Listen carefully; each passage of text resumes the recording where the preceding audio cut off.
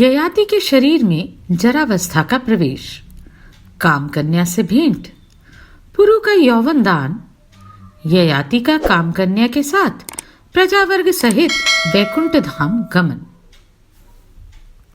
सुकर्मा कहते हैं, पिप्ल महाराज ययाति कामदेव के गीत, नृत्य और ललित हास्य से मोहित होकर स्वयं भी नट स्वरूप हो गए। वे मलमूत्र का त्याग करके आए और पैरों को धोए बिना ही आसन पर बैठ गए। यह छिद्र पाकर वृद्धावस्था तथा कामदेव ने राजा के शरीर में प्रवेश किया। नृपश्रेष्ठ उन सब ने मिलकर इंद्र का कार्य पूरा कर दिया। नाटक समाप्त हो गया। सब लोग अपने अपने स्थान को चले गए। तत्पश्चात धर्मात्मा राजा ययाति जरावस्था से पराजित हुए। उनका चित्त काम भोग में आसक्त हो गया। एक दिन वे कामयुक्त होकर वन में शिकार खेलने के लिए गए। उस समय उनके सामने एक हिरन निकला जिसके 4 सींग थे। उसके रूप की कहीं तुलना नहीं थी। उसके सभी अंग सुंदर थे। रोमवलियां सुनहरे रंग की थीं। मस्तक पर रत्न सा जड़ा हुआ प्रतीत होता था। सारा शरीर चितकबरे रंग का था। वह मनोहर मृग देखने ही योग्य था। राजा धनुष बाण लेकर बड़े वेग से उसके पीछे दौड़े। मृग भी उन्हें बहुत दूर ले गया और उनके देखते देखते वहीं अंतर्ध्यान हो गया। राजा को वहां नंदनवन के समान एक अद्भुत वन दिखाई दिया जो सभी गुणों से युक्त था। उसके भीतर राजा ने एक बहुत सुंदर तालाब देखा जो 10 योजन लंबा और 5 योजन चौड़ा था। सब और कल्याण में जल से भरा वह सर्वतोभद्र नामक तालाब दिव्य भावों से शोभा पा रहा था। राजा रथ के वेग पूर्वक चलने से खिन्न हो गए थे। परिश्रम के कारण उन्हें कुछ पीड़ा हो रही थी। अतः सरोवर के तट पर ठंडी छाया का आश्रय लेकर बैठ गए। थोड़ी देर बाद स्नान करके उन्होंने कमल की सुगंध से सुवासित सरोवर का शीतल जल पिया। इतने में ही उन्हें अत्यंत मधुर स्वर में गाया जाने वाला एक दिव्य संगीत सुनाई पड़ा जो ताल और मूर्छना से युक्त था। राजा तुरंत उठकर उस स्थान की ओर चल दिए जहां गीत की मनोहर ध्वनि हो रही थी। जल के निकट एक विशाल एवं सुंदर भवन था। उसी के ऊपर बैठकर रूप, शील और गुण से सुशोभित एक सुंदरी नारी मनोहर गीत गा रही थी। उसकी आंखें बड़ी बड़ी थी। रूप और तेज उसकी शोभा बढ़ा रहे थे। चराचर जगत में उसके जैसी सुंदरी स्त्री दूसरी कोई नहीं थी। महाराज ययाति के शरीर में जरा युक्त काम का संचार पहले ही हो चुका था। उस स्त्री को देखते ही वह काम विशाल रूप में प्रकट हुआ। राजा काम अग्नि से जलने लगे और काम ज्वर से पीड़ित हो गए। उन्होंने उस सुंदरी से कहा, शुभे, तुम कौन हो? किसकी कन्या हो? तुम्हारे पास ये कौन बैठी है?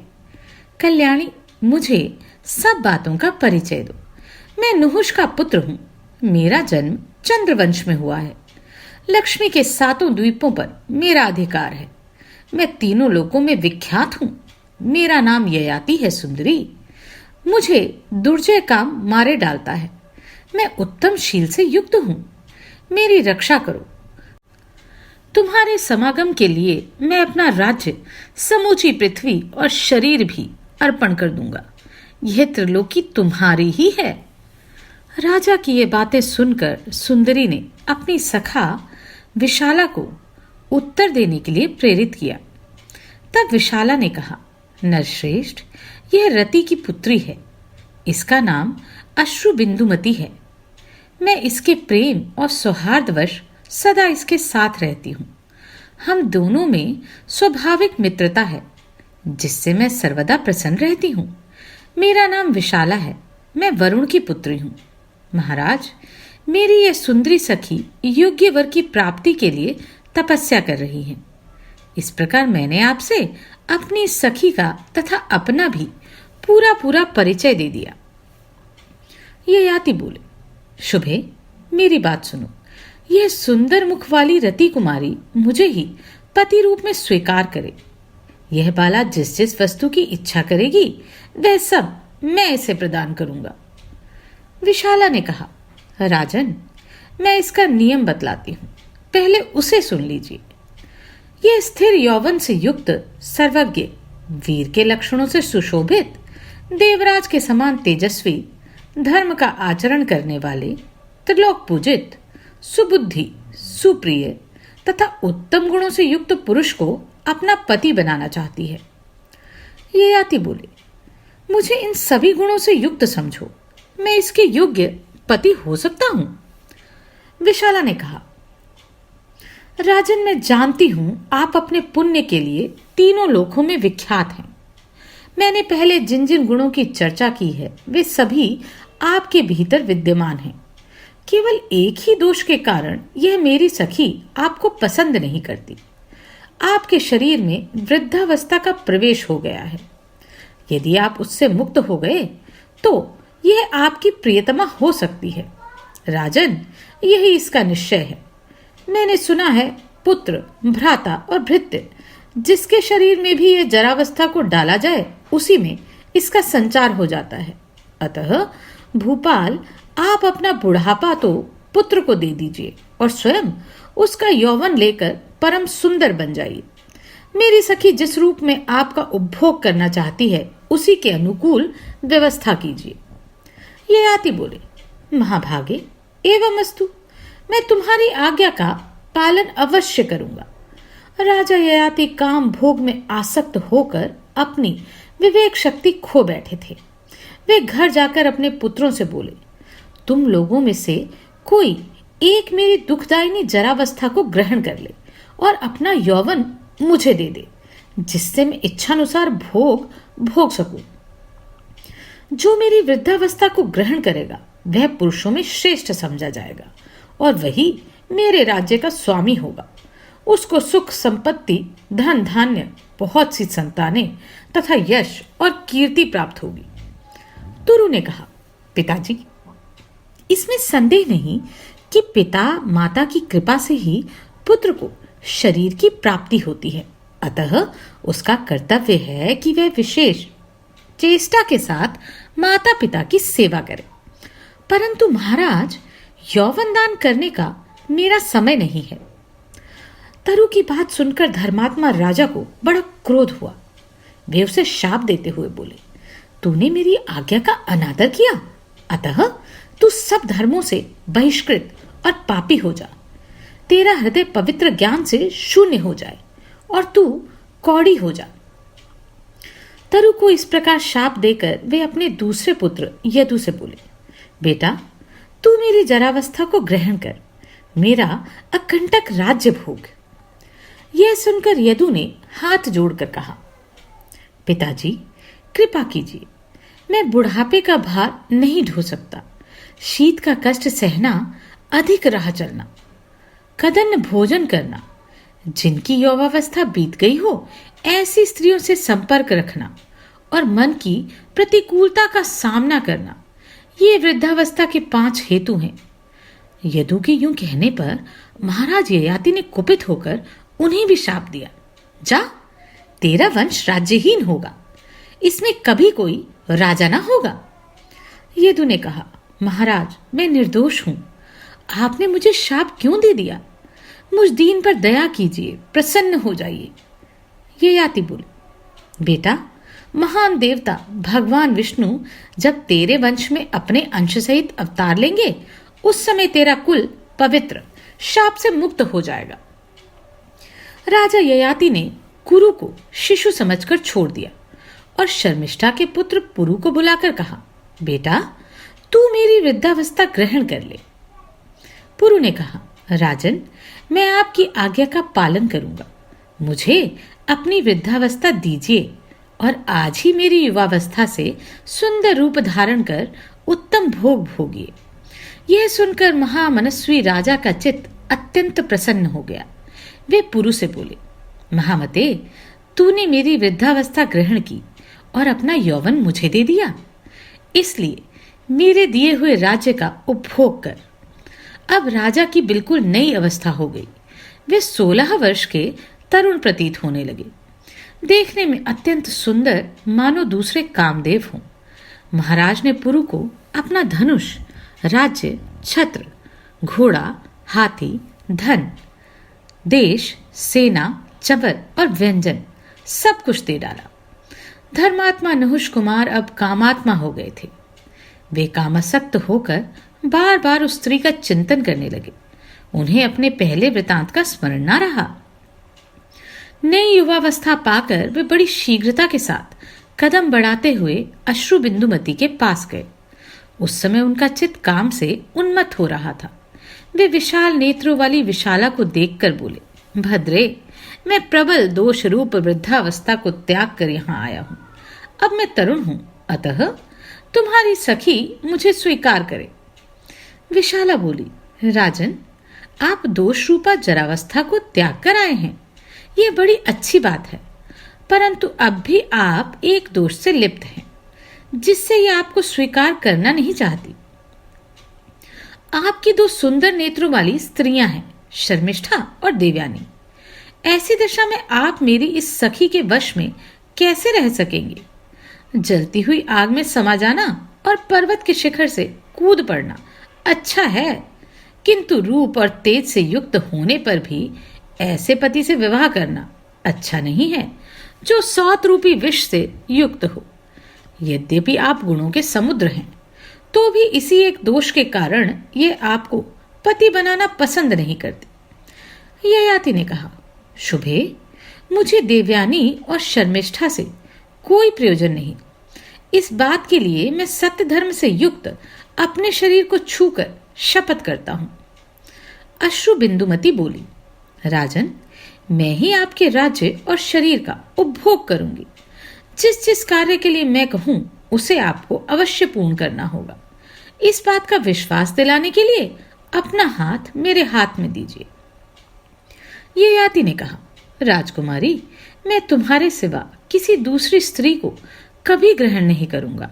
वारानने, मेरा राज्य, समूची पृथ्वी, मेरा यह शरीर और खजाना, सबका तुम इच्छानुसार उपभोग करो। सुंदरी, लो, मैंने तुम्हारे हाथ में अपना हाथ दे दिया। अश्रु बिंदुमती बोली, महाराज, अब मैं आपकी पत्नी बनूंगी। इतना सुनते ही महाराज ययाति की आंखें हर्ष से खिल उठी। उन्होंने गांधर्व विवाह की विधि से काम कुमारी अश्रु बिंदुमती को ग्रहण किया और युवावस्था के द्वारा वे उसके साथ विहार करने लगे। अश्रु बिंदुमती में आसक्त होकर वहां रहते हुए राजा को 20,000 वर्ष बीत गए। इस प्रकार इंद्र के लिए किए गए कामदेव के प्रयोग से उस स्त्री ने महाराज को भली भांति मोहित कर लिया। एक दिन की बात है, कामनंदिनी अश्रु बिंदुमती ने मोहित हुए राजा ययाति से कहा, प्राणनाथ, मेरे हृदय में कुछ अभिलाषा जागृत हुई है। आप मेरे इस मनोरथ को पूर्ण कीजिए। पृथ्वीपते, आप यज्ञों में प्रधान अश्वमेध यज्ञ का अनुष्ठान करें। राजा बोले, महाभागे, एवं अस्तु, मैं तुम्हारा प्रिय अवश्य करूंगा। ऐसा कहकर महाराज ने राज्य भोग से निस्पृह अपने पुत्र पुरु को बुलाया।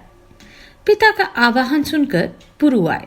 उन्होंने भक्तिपूर्वक हाथ जोड़कर राजा के चरणों में प्रणाम किया और अश्रु बिंदुमती के युगल चरणों में भी मस्तक झुकाया। इसके बाद वे पिता से बोले, महाप्राग, मैं आपका दास हूं। बताइए, मेरे लिए आपकी क्या आज्ञा है? मैं कौन सा कार्य करूं? राजा ने कहा, बेटा, पुण्यात्मा द्विजों, ऋत्विजों और भूमिपालों को आमंत्रित करके तुम अश्वमेध यज्ञ की तैयारी करो। महातेजस्वी पुरु बड़े धार्मिक थे। उन्होंने पिता के कहने पर उनकी आज्ञा का पूर्णतः पालन किया। तत्पश्चात राजा ययाति ने काम कन्या के साथ यज्ञ की दीक्षा ली। उन्होंने अश्वमेध यज्ञ में ब्राह्मणों और दीनों को अनेक प्रकार के दान दिए। यज्ञ समाप्त होने पर महाराज ने उस सुमुखी से पूछा, बाले, और कोई कार्य भी जो तुम्हें अत्यंत प्रिय हो, बताओ, मैं तुम्हारा कौन सा कार्य करूं? यह सुनकर उसने राजा से कहा, महाराज, मैं इंद्रलोक, ब्रह्मलोक, शिवलोक तथा विष्णुलोक दर्शन करना चाहती हूँ। राजा बोले, महाभागे, तुमने जो प्रस्ताव किया है वह इस समय मुझे असाध्य प्रतीत होता है। वह तो पुण्य, दान, यज्ञ और तपस्या से ही साध्य है। मैंने आज तक ऐसा कोई मनुष्य नहीं देखा या सुना है जो पुण्यात्मा होकर भी मर्त्य लोक से इस शरीर के साथ स्वर्ग को गया हो। अतः सुंदरी, तुम्हारा बताया हुआ कार्य मेरे लिए असाध्य है। प्रिय, दूसरा कोई कार्य बताओ, उसे अवश्य पूर्ण करूंगा। अश्रु बिंदुवती बोली, राजन, इसमें संदेह नहीं है कि यह कार्य दूसरे मनुष्यों के लिए सर्वथा असाध्य है, पर आपके लिए तो साध्य ही है। यह मैं बिल्कुल सच सच कह रही हूँ। इसी उद्देश्य से मैंने आपको अपना स्वामी बनाया है। आप सब प्रकार के शुभ लक्षणों से संपन्न और सब धर्मों से युक्त हैं। मैं जानती हूँ आप भगवान विष्णु के भक्त हैं, वैष्णवों में परम श्रेष्ठ हैं। जिसके ऊपर भगवान विष्णु की कृपा होती है वह सर्वत्र जा सकता है। इसी आशा से मैंने आपको पति रूप में अंगीकार किया है। राजन, केवल आपने ही मृत्युलोक में आकर संपूर्ण मनुष्य को जरावस्था की पीड़ा से रहित और मृत्युहीन बनाया है। नरश्रेष्ठ, आपने इंद्र और यमराज का विरोध करके मर्त्यलोक को रोग और पाप से शून्य कर दिया है। महाराज, आपके समान दूसरा कोई भी राजा नहीं है। बहुत से पुराणों में भी आपके जैसे राजा का वर्णन नहीं मिलता। मैं अच्छी तरह जानती हूं आप सब धर्मों के ज्ञाता हैं। राजा ने कहा, भद्रे, तुम्हारा कहना सत्य है। मेरे लिए कोई साध्य असाध्य का प्रश्न नहीं है। जगदीश्वर की कृपा से मुझे स्वर्गलोक में सब कुछ सुलभ है। तथापि मैं स्वर्ग में जो नहीं जाता हूं उसका कारण सुनो। मेरे छोड़ देने पर मानव लोक की सारी प्रजा मृत्यु का शिकार हो जाएगी, इसमें तनिक भी संदेह नहीं है। सुमुखी, यही सोचकर मैं स्वर्ग में नहीं चलता हूं। यह मैंने तुम्हें सच्ची बात बताई है। रानी बोली, महाराज, उन लोगों को देखकर मैं फिर मृत्युलोक में लौट आऊंगी। इस समय उन्हें देखने के लिए मेरे मन में इतनी उत्सुकता हुई है जिसकी कहीं तुलना नहीं है। राजन ने कहा, देवी, तुमने जो कुछ कहा है उसे निसंदेह पूर्ण करूंगा। अपनी प्रिया अश्रु बिंदुमती से यूं कहकर राजा सोचने लगे। मत्स्य पानी के भीतर रहता है, किंतु वह भी जल से बांधा जाता है। स्वर्ग में या पृथ्वी पर जो स्थावर आदि प्राणी हैं, उन सब पर काल का प्रभाव है। एकमात्र काल ही इस जगत के रूप में उपलब्ध होता है। काल से पीड़ित मनुष्य को मंत्र, तप, दान, मित्र और बंधु बांधव कोई भी नहीं बचा सकते। विवाह, जन्म और मृत्यु ये काल के रचे हुए 3 बंधन हैं। ये जहां जैसे और जिस हेतु से होने को होते हैं होकर ही रहते हैं। कोई इन्हें मिटा नहीं सकता। उपद्रव, आघात दोष, सर्प और व्याधियां ये सभी कर्म से प्रेरित होकर मनुष्य को प्राप्त होते हैं। आयु, कर्म, धन, विद्या और मृत्यु ये 5 बातें जीवन के गर्भ में रहते समय ही रच दी जाती हैं। जीव को देवत्व, मनुष्यत्व, पशु पक्षी आदि त्रिय योनियों और स्थावर योनियों ये सब कुछ अपने अपने कर्मानुसार ही प्राप्त होती हैं। मनुष्य जैसा करता है वैसा ही भोगता है। उसे अपने किए हुए को ही सदा भोगना पड़ता है। वह अपना ही बनाया हुआ दुख और अपना ही रचा हुआ सुख भोगता है। जो लोग अपने धन और बुद्धि से किसी वस्तु को अन्यथा करने की युक्ति करते हैं, वे भी अपने उपार्जित सुख दुखों का उपभोग करते हैं। जैसे बछड़ा हजारों गायों के बीच में खड़ी होने पर भी अपनी माता को पहचान कर उसके पास पहुंच जाता है, उसी प्रकार पूर्वजन्म के किए हुए शुभाशुभ कर्म कर्ता का अनुसरण करते हैं। पहले का किया हुआ कर्म कर्ता के सोने पर उसके साथ ही सोता है, उसके खड़े होने पर खड़ा होता है और चलने पर पीछे पीछे चलता है।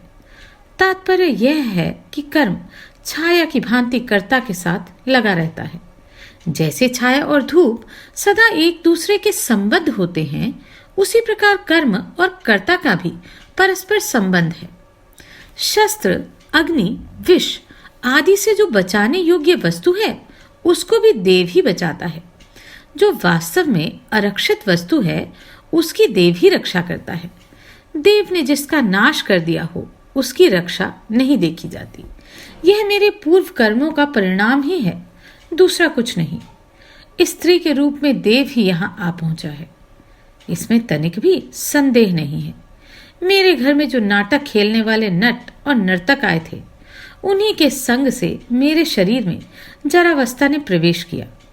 इन सब बातों को मैं अपने कर्मों का ही परिणाम मानता हूँ। जिस प्रकार की चिंता में पड़कर राजा ययाति बहुत दुखी हो गए। उन्होंने सोचा, यदि मैं प्रसन्नता पूर्वक इसकी बात नहीं मानूंगा तो मेरे सत्य और धर्म दोनों ही चले जाएंगे, इसमें तनिक भी संदेह नहीं है। जैसा कर्म मैंने किया था, उसके अनुरूप ही फल आज दृष्टिगोचर हुआ है। यह निश्चित बात है कि देव का विधान टाला नहीं जा सकता। इस प्रकार सोच विचार में पड़े हुए राजा ययाति सबके कलेश दूर करने वाले भगवान श्रीहरि की शरण में गए। उन्होंने मन ही मन भगवान मधुसूदन का ध्यान और नमस्कार पूर्वक स्तवन किया तथा कातर भाव से कहा, लक्ष्मीपते, मैं आपकी शरण में आया हूं, आप मेरा उद्धार कीजिए। सुकर्मा कहते हैं, परम धर्मात्मा राजा ययाति इस प्रकार चिंता कर ही रहे थे कि रति कुमारी देवी अश्रु बिंदुमती ने कहा, राजन, अन्यान्य प्राकृत मनुष्यों की भांति आप दुखपूर्ण चिंता कैसे कर रहे हैं? जिसके कारण आपको दुख हो, वह कार्य मुझे कभी नहीं करना। उसके यूं कहने पर राजा ने उस वरांगना से कहा, देवी, मुझे जिस बात की चिंता हुई है उसे बताता हूं, सुनो। मेरे स्वर्ग चले जाने पर सारी प्रजा दीन हो जाएगी, तथापि अब मैं तुम्हारे साथ स्वर्गलोक को चलूंगा। यूं कहकर राजा ने अपने उत्तम पुत्र पुरु को, जो सब धर्मों के ज्ञाता, वृद्धावस्था से युक्त और परम बुद्धिमान थे, बुलाया और इस प्रकार कहा, धर्मात्मन, मेरी आज्ञा से तुमने धर्म का पालन किया है। अब मेरी वृद्धावस्था दे दो और अपनी युवावस्था ग्रहण करो। खजाना, सेना और सवारियों सहित मेरा यह राज्य तथा समुद्र सहित समूची पृथ्वी को भोगो। मैंने इस समय तुम्हें ही यह सब दे दिया। दुष्टों को दंड देना और साधु पुरुषों की रक्षा करना तुम्हारा कर्तव्य है। तात, तुम्हें धर्मशास्त्र को प्रमाण मानकर उसी के अनुसार सब कार्य करना चाहिए। महाभाग, शास्त्रीय विधि के अनुसार भक्ति पूर्वक ब्राह्मणों का पूजन करना, क्योंकि वे तीनों लोकों में पूजनीय हैं। 5वें, 7वें दिन खजाने की देखभाल करते रहना। सेवकों को धन और भोजन आदि से प्रसन्न करके सदा इनका आदर करना। गुप्तचरों को नियुक्त करके राज्य के प्रत्येक अंग पर दृष्टि रखना। सदा दान देते रहना। शत्रु पर अनुराग या विश्वास ना करना। विद्वान पुरुषों के द्वारा सदा अपनी रक्षा का प्रबंध रखना। बेटा, अपने मन को काबू में रखना। कभी शिकार खेलने के लिए ना जाना। स्त्री, खजाना, सेना और शत्रु पर कभी विश्वास ना करना। सुयोग्य पात्रों और सब प्रकार के बलों का संग्रह करना। यज्ञों के द्वारा भगवान ऋषिकेश का पूजन करना और सदा पुण्यात्मा बने रहना। प्रज्ञा को जिस वस्तु की इच्छा हो वह सब उन्हें प्रतिदिन देते रहना। बेटा, तुम प्रजा का सुख पहुंचाओ, प्रजा का पालन पोषण करो। पराये धन और पराई स्त्रियों के प्रति कभी दूषित विचार मन में ना लाना। वेद और शास्त्रों का निरंतर चिंतन करना और सदा अस्त्र शस्त्रों के अभ्यास में लगे रहना। हाथी और रथ हाँकने का अभ्यास भी बढ़ाते रहना। पुत्र को ऐसा आदेश देकर राजा ने आशीर्वाद के द्वारा उसे प्रसन्न किया और अपने हाथ से राज सिंहासन पर बिठाया। फिर अपनी वृद्धावस्था ले पुत्र को यौवन समर्पित करके महाराज ने समस्त प्रजाओं को बुलाया और बड़े हर्ष से भरकर ये वचन कहा, सज्जनों, मैं अपनी इस पत्नी के साथ पहले इंद्रलोक में जाता हूं, फिर क्रमशः ब्रह्मलोक और शिवलोक में जाऊंगा। इसके बाद समस्त लोकों के पाप दूर करने वाले तथा जीवों को सद्गति प्रदान करने वाले विष्णुधाम को प्राप्त होऊंगा। इसमें तनिक भी संदेह नहीं है। ब्राह्मण, क्षत्रिय, वैश्य और शूद्र मेरी समस्त प्रजा को कुटुंब सहित यहीं सुखपूर्वक रहना चाहिए। यही मेरी आज्ञा है। आज से ये महाबाहु पुरु आप लोगों के रक्षक हैं। इनका स्वभाव धीर है। मैंने इन्हें शासन का अधिकार देकर राजा के पद पर प्रतिष्ठित किया है। महाराज के यूं कहने पर प्रजाजनों ने कहा, नृपश्रेष्ठ, संपूर्ण वेदों में धर्म का ही श्रवण होता है। पुराणों में भी धर्म की ही व्याख्या की गई है, किंतु पूर्व काल में किसी ने धर्म का साक्षात दर्शन नहीं किया। केवल हम लोगों ने ही चंद्रवंश के राजा नहुष के घर उत्पन्न हुए आपके रूप में उस दशांग धर्म का साक्षात्कार किया है। महाराज, आप सत्य प्रिय, ज्ञान विज्ञान संपन्न, पुण्य की महान राशि, गुणों के आधार तथा सत्य के ज्ञाता हैं। सत्य का पालन करने वाले महान ओजस्वी पुरुष परम धर्म का अनुष्ठान करते हैं। आपसे बढ़कर दूसरा कोई पुरुष हमारे देखने में नहीं आया है। आप जैसे धर्मपालक एवं सत्यवादी राजा को हम मन, वाणी और शरीर किसी की भी क्रिया द्वारा छोड़ने में असमर्थ हैं। महाराज, जब आप ही नहीं रहेंगे तब स्त्री, धन, भोग और जीवन लेकर हम क्या करेंगे? अतः राजेंद्र, अब हमें यहाँ रहने की कोई आवश्यकता नहीं। आपके साथ ही हम भी चलेंगे। प्रजाजनों की यह बात सुनकर राजा ययाति को बड़ा हर्ष हुआ। वे बोले, आप सब लोग परम पुण्यात्माएं हैं, मेरे साथ चलें। यूं कहकर वे काम कन्या के साथ रथ पर सवार हुए। वह रथ चंद्रमंडल के समान जान पड़ता था। सेवकगण हाथ में चमर और व्यजन लेकर महाराज को हवा कर रहे थे। राजा के मन में किसी प्रकार की पीड़ा नहीं थी। उनके राज्य में ब्राह्मण, क्षत्रिय, वैश्य तथा शूद्र सभी वैष्णव थे।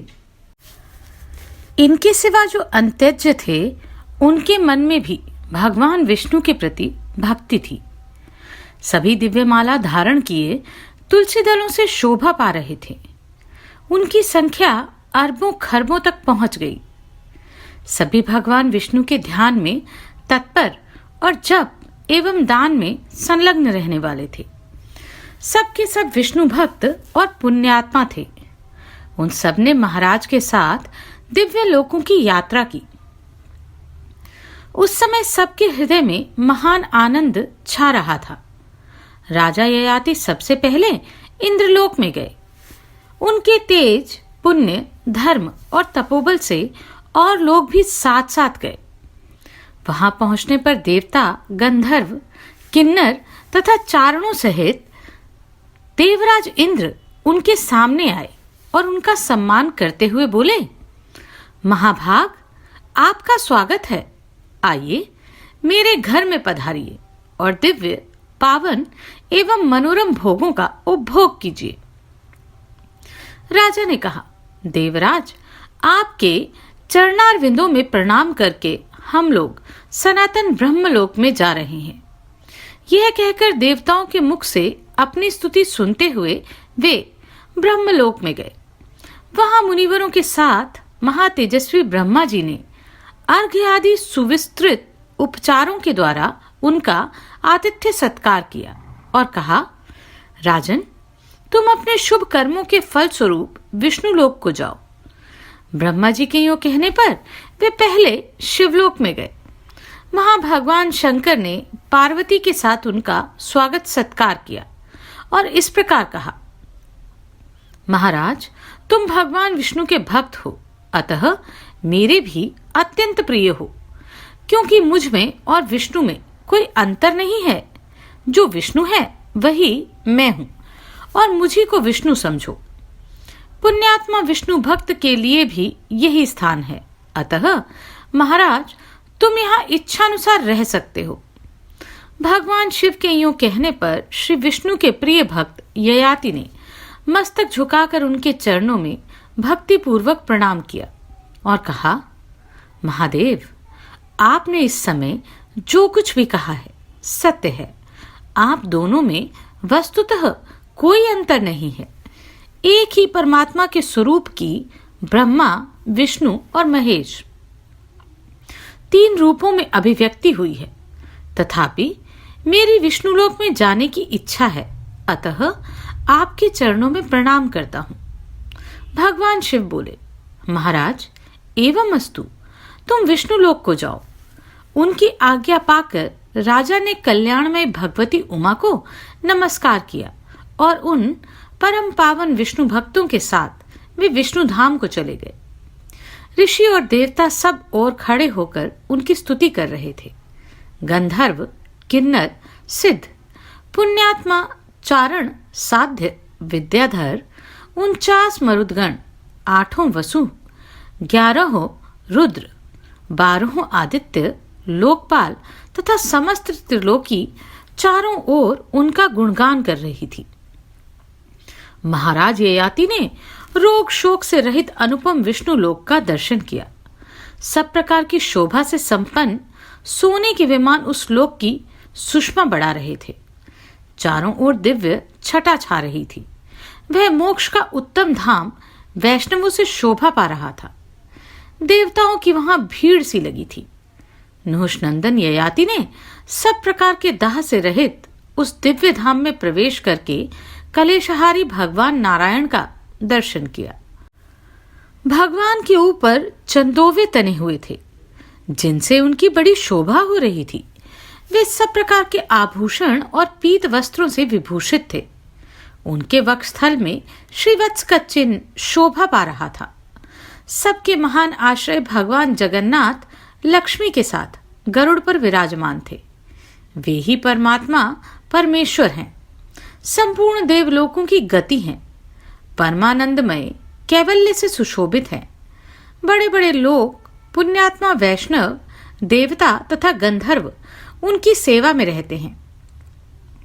राजा ययाति ने अपनी पत्नी सहित निकट जाकर गंधर्वों द्वारा सेवित देववृंद से घिरे दुख कलेश हारी प्रभु नारायण को नमस्कार किया तथा उनके साथ जो अन्य वैष्णव पधारे थे उन्होंने भी भक्ति पूर्वक भगवान के दोनों चरण कमलों में मस्तक झुकाया। परम तेजस्वी राजा को प्रणाम करते देख भगवान ऋषिकेश ने कहा, महाराज मैं तुम पर बहुत संतुष्ट हूं। तुम मेरे भक्त हो, अतः तुम्हारे मन में यदि कोई दुर्लभ मनोरथ हो तो उसके लिए वर मांगो, मैं उसे निसंदेह पूर्ण करूंगा। राजा बोले, मधुसूदन, जगतपते, देवेश्वर, यदि आप मुझ पर संतुष्ट हैं तो सदा के लिए मुझे अपना दास बना लीजिए। भगवान श्री विष्णु ने कहा, महाभाग ऐसा ही होगा। तुम मेरे भक्त हो, इसमें तनिक भी संदेह नहीं है। राजन, तुम अपनी पत्नी के साथ सदा मेरे लोक में निवास करो। भगवान की ऐसी आज्ञा पाकर उनकी कृपा से महाराज ययाति परम प्रकाशमान विष्णु लोक में निवास करने लगे। सुकर्मा कहते हैं, पिपल जी, यह संपूर्ण पापनाशक चरित्र मैंने आपको सुना दिया। संसार में राजा ययाति का दिव्य एवं शुभ जीवन चरित्र परम कल्याणदायक तथा पितृभक्त पुत्रों का उद्धार करने वाला है। पिता की सेवा के प्रभाव से पुरु को राज्य प्राप्त हुआ। पिता माता के समान अभिष्ट फल देने वाला दूसरा कोई नहीं है। जो पुत्र माता के बुलाने पर हर्ष में भरकर उसकी ओर जाता है, उसे गंगा स्नान का फल मिलता है। जो माता और पिता के चरण पखारता है, वह महायशस्वी पुत्र उन दोनों की कृपा से समस्त तीर्थों के सेवन का फल भोगता है। उनके शरीर को दबाकर व्यथा दूर करने से अश्वमेघ यज्ञ का फल मिलता है। जो भोजन और वस्त्र देकर माता पिता का पालन करता है, उसे पृथ्वी दान का पुण्य प्राप्त होता है। गंगा और माता सर्वतीर्थमयी मानी जाती हैं, इसमें तनिक भी संदेह नहीं है। जैसे जगत में समुद्र परम पुण्यमय एवं प्रतिष्ठित माना गया है, उसी प्रकार इस संसार में पिता माता का भी महत्वपूर्ण स्थान है। ऐसा पौराणिक विद्वानों का कथन है, जो पुत्र माता पिता को कटु वचन सुनाता और कोसता है, वह बहुत दुख देने वाले नरक में पड़ता है। जो गृहस्थ होकर भी बूढ़े माता पिता का पालन नहीं करता, वह पुत्र नरक में पड़ता है और भारी यातना भोगता है। जो दुर्बुद्धि एवं पापाचारी पुरुष पिता की निंदा करता है, उसके उस पाप का प्रायश्चित प्राचीन विद्वानों को भी कभी दृष्टिगोचर नहीं होता। विप्रवर, यही सब सोचकर मैं प्रतिदिन माता पिता की भक्ति पूर्वक पूजा करता हूँ और चरण दबाने आदि की सेवा में लगा रहता हूँ। मेरे पिता मुझे बुलाकर जो कुछ भी आज्ञा देते हैं उसे मैं अपनी शक्ति के अनुसार बिना विचारे पूर्ण करता हूँ। इससे मुझे सद्गति प्रदान करने वाला उत्तम ज्ञान प्राप्त हुआ है। पिता माता की कृपा से संसार में तीनों कालों का ज्ञान सुलभ हो जाता है। पृथ्वी पर रहने वाले जो मनुष्य माता पिता की भक्ति करते हैं उन्हें यह ज्ञान प्राप्त होता है। मैं यहीं रहकर स्वर्गलोक तक की बातें जानता हूँ। विद्याधर श्रेष्ठ, आप भी जाइए और भगवत स्वरूप माता पिता की आराधना कीजिए। देखिए, इन माता पिता के प्रसाद से ही मुझे ऐसा ज्ञान मिला है। भगवान विष्णु कहते हैं, राजन, विप्रवर सुकर्मा के मुख से ये उपदेश सुनकर पिपल को अपनी करतूत पर बड़ी लज्जा आई। वे द्विजश्रेष्ठ सुकर्मा को प्रणाम करके स्वर्ग को चले गए। तत्पश्चात धर्मात्मा सुकर्मा माता पिता की सेवा में लग गए। महामते, पितृतीर्थ से संबंध रखने वाले ये सारी बातें मैंने तुम्हें बता दी। बोलो, अब और किस विषय का वर्णन करूं? अगले अध्याय में हम महर्षि च्यवन की कथा सुनेंगे एवं एक अद्भुत स्तोत्र का भी उपदेश जानेंगे।